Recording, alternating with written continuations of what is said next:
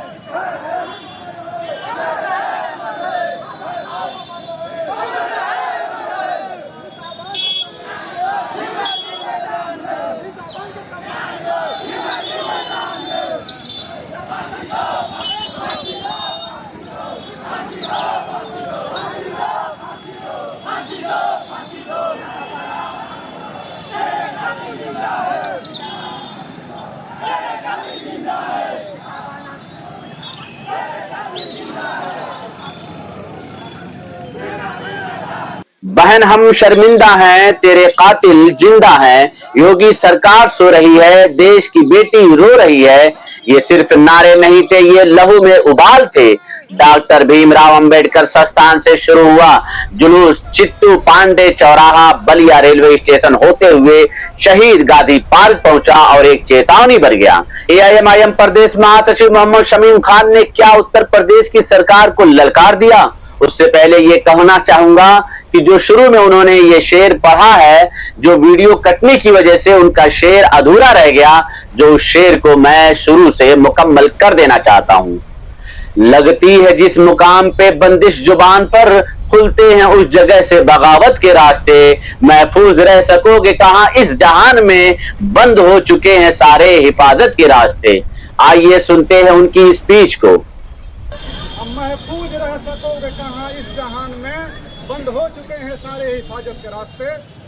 आज जो हमारी बेटी, हमारी बहन के साथ जो अत्याचार हुआ है, जो जुल्म हुआ है, जो उसके साथ रेप की घटना के बाद जो उसकी हत्या हुई है, ये दिखा रहा है कि ये सामंती, ये मनुवादी जो आज के 200 साल 300 साल पहले जो जुल्म हमारे ऊपर किया करते थे, आज इस सरकार में उसी तरीके से जुल्म आज भी करना चाहते हैं। लेकिन ये बहुजन समाज, जो बाबा साहब डॉक्टर अंबेडकर ने जो संविधान दिया है, उसको हथियार बनाने के बाद इस जुल्म और जाति को बर्दाश्त करने का काम नहीं करेगा, किसी कीमत पर नहीं करेगा। इसलिए कि बाबा साहब ने जो संविधान का अधिकार दिया, जो लड़ने का अधिकार दिया, आज उसकी देन है। आज ये हमारा दलित पिछड़ा और हमारा मुस्लिम समाज मजबूती के साथ सड़क पर ये कैंडल मार्च लेके, अपना बैनर लेके, अपना झंडा लेके, अपने नेताओं को लेके आज ये दिखा रहा है कि तुम्हारे जुल्म जाति के आगे हम झुकने वाले नहीं हैं। लेकिन आज ये जो परिस्थितियां बदली हैं, इसका कहीं ना कहीं जिम्मेदार हम हैं।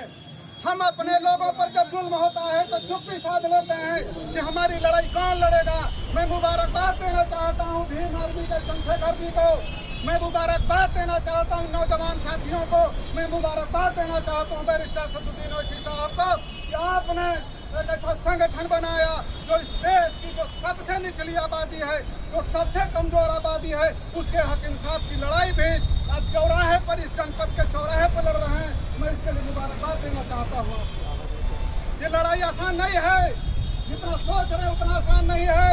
ये हमारी लाव उनके पिछवाड़े तक जलाने के लिए पहुंचाना पड़ेगा। आप समझ रहे हैं कि ये केवल आग और मोमबत्ती है, उनसे उनका पिछवाड़ा जल रहा होगा। आखिर ये समाज कैसे रोड पर उतर गया। ये बाबा साहब डॉक्टर अम्बेडकर की ताकत है कि आज हम अपनी बात को रख रहे हैं। हम अम्बेडकरवादी, हम बहुजन समाजवादी, हम आज इस ताकत को पहचाने और जिस तरीके से हम संघर्ष कर रहे हैं, इसी तरह हम अपने संघर्ष को करेंगे। इंशाअल्लाह हम अपने हर बहन बेटी को इंसाफ दिलाने का काम करेंगे। जय भीम, जय भारत, खुदा। दोस्तों, शमीम खान का कहना है ये सरकार सामंतवाद और मनुवादियों की गोद में बैठी है।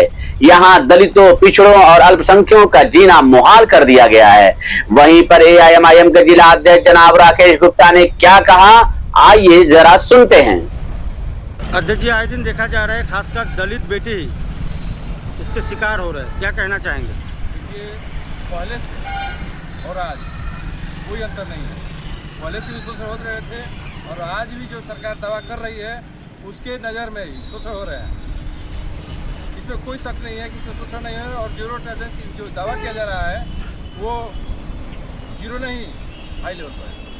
हर दिन अखबार अत्याचार और बलात्कार की दास्तानों से भरे होते हैं। अब वक्त आ गया है कि हम बाबा साहब के संविधान को हथियार बनाएं और इन जुल्मों से लड़ें, क्योंकि अगर आज हम खामोश रहे तो कल हमारी बेटियां सड़कों पर घसीटी जाएंगी और इंसाफ फाइलों में दम तोड़ देगा। अपराधियों के हौसले बुलंद हैं, कानून बेबस है और सरकार आंखें मूंदे बैठी है। अगर निशा भारती को इंसाफ नहीं मिला तो ये आंदोलन सिर्फ बलिया नहीं बल्कि पूरे प्रदेश और देश में ज्वालामुखी बनकर फूटेगा, क्योंकि अब बहुजन समाज जाग चुका है और ये आग अब शांत नहीं होगी। सुनिए शमीम खान की ये वीडियो। सर, ये किस तरह का कैसे कैंडल मार्च का आयोजन आज किया गया है? जिस तरीके से आज उत्तर प्रदेश में दलित, पिछड़ों और अल्पसंख्यकों पर अत्याचार की घटनाएं हो रही हैं, जिस तरीके से अपराध में बेतहाशा वृद्धि हुई है, आज उसके खिलाफ में आज दलित, पिछड़े और अल्पसंख्यक समाज के लोग एक मंच पर आकर इस तरह की आपराधिक घटनाओं के विरोध में आज हम लोग कैंडल मार्च निकाल रहे हैं। और यह सरकार को सीधे सीधे मैसेज दिया जा रहा है कि अत्याचार यह समाज का जो सभ्य वर्ग है, ये समाज जो इसको सहने का काम नहीं करेगा। आपको बताने का काम कर रहे हैं कि समाज इसके खिलाफ जो है आंदोलन रत हो गया है और समाज के हर तबके के लोग, चाहे दलित हो, पिछड़े हो, संख्यक समाज के लोग आज इकट्ठे होकर इसके खिलाफ जो सर, जिस बेटी को इंसाफ दिलाने के लिए आज आप लोग ये मार्च निकाले हैं, उसका थोड़ा सा विस्तार से बिना नाम लिए घटनाक्रम थोड़ा बताइए। देखिए, एक बेटी जो किशोर थी, जो 18 साल की भी नहीं थी, उसके साथ कुछ दरिंदों ने बलात्कार करने के बाद। अच्छा, ये नरही थाना क्षेत्र का मामला है? बिल्कुल बिल्कुल, नरही क्षेत्र वाला ही घटना है। उसके साथ बलात्कार हुआ, उसके बाद जो है उसकी हत्या की गई। आखिर इस सरकार में इस तरह के अपराध करने के हौसले इन अपराधियों के पास कहां से आ रहा है? सरकार कह रही थी कि अपराधी प्रदेश छोड़ देंगे और इस तरह की जघन्य अपराध हैं, इसकी एक बाढ़ सी आ गई है इस प्रदेश में। आखिर इसका जिम्मेदार कौन है? ये बलिया के खास करके लोगों को बहुत दुख है इस चीज़ का। हम चाहते हैं कि इस पर हमारे मुख्यमंत्री जी ठोस कार्रवाई करें ताकि लोगों को लगे कि इस उत्तर प्रदेश में भी कहीं ना कहीं साफ है। इस जन आंदोलन में एआईएमआईएम के जिला संगठन प्रभारी मोहम्मद नसीम खान, जिला अध्यक्ष राकेश गुप्ता, महासचिव मेहताब आलम, पूर्वांचल सचिव कालिका प्रसाद, संगठन मंत्री मुदस्सिर अंसारी, जिला सचिव दीपक यादव, नियाज अहमद, सनाउल्लाह खान, आजाद समाज पार्टी के मनोहर भारती, भीम आर्मी संयोजक सूरज पासवान, पूर्व लोकसभा प्रत्याशी रामबली पासवान सहित हजारों लोग शामिल हुए। हर हाथ में इंसाफ की मांग थी, हर आंख में आंसू और हर दिल में आग। दोस्तों, क्या हमारी बेटियों की आबरू की कीमत इतनी सस्ती हो गई है कि कोई भी उसे कुचल दे और सरकार तमाशा देखे? क्या बहुजन समाज को यूं ही हर बार सड़क पर आकर इंसाफ की भीख मांगनी पड़ेगी? अगर आपको भी लगता है कि अब बहुत हो चुका है तो इस वीडियो को शेयर करें, आवाज बनाएं और सवाल पूछें। निशा भारती को इंसाफ कब मिलेगा? योगी सरकार जवाब कब देगी? नीचे कमेंट करें, इंसाफ चाहिए। और अगर आपने चैनल को सब्सक्राइब नहीं किए हैं तो अभी सब्सक्राइब करें ताकि सियासी सच्चाइयों की ये आवाज हर कोने में गूंजे। एक बार फिर इतिहास अपने आप को दोहरा रहा है, जहां कैंडल की रोशनी अंधेरे से लड़ रही है और आवाजें उन दीवारों से टकरा रही है जो सत्ता के अहंकार से बनी है। लेकिन याद रखिए, वो जो खामोश हैं एक दिन चीखेंगे, हर इंसाफ की दीवार पर दस्तक देंगे। ये लपटें थमने वाली नहीं, ये इंसाफ की मशाल है जो अब बुझने वाली नहीं। दोस्तों, मैं हूं ज़िया और ये था सियासी अड्डा। हमारी लड़ाई कल भी थी, आज भी है और जब तक इंसाफ नहीं मिलेगा तब तक जारी रहेगी। इस खबर में बस इतना ही। मिलते हैं अगली खबरों के साथ, तब तक आप अपना ख्याल रखें। शुक्रिया।